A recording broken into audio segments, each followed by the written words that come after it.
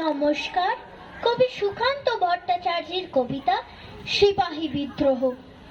হঠাৎ দেশে উঠল আওয়াজ, হ হ হ হ, চমকে সবাই তাকিয়ে দেখে সিপাহী বিদ্রোহ। আগুন হয়ে সারাটা দেশ ফেটে পড়ল রাগে, ছেলে বুড়ো জেগে উঠল 90 সন আগে।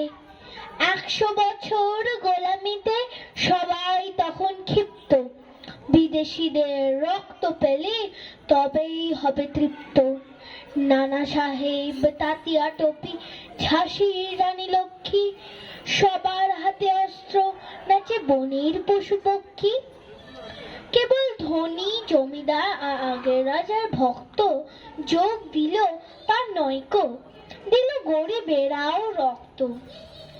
সবাই জীবন তুচ্ছ করে, মুসলমান ও হিন্দু, সবাই দিতে রাজি তাদের প্রতি রক্ত বিন্দু।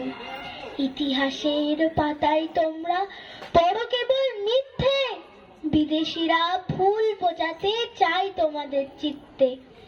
অত্যাচারী নয়কো তারা, অত্যাচারীর মুন্ডু, চেয়েছিল ফেলতে ছেড়ে জ্বালিয়ে অগ্নিকুণ্ডু।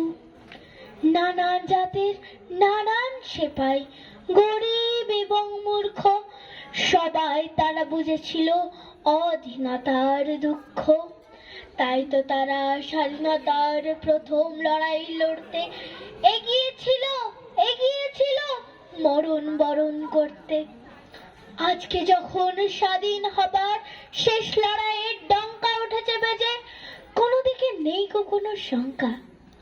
জব্বলপুরে সেপাইদেরও উঠেছে বেজে বাধ্য, নতুন করে বিদ্রোহ আজ কেউ নয় কো বাধ্য।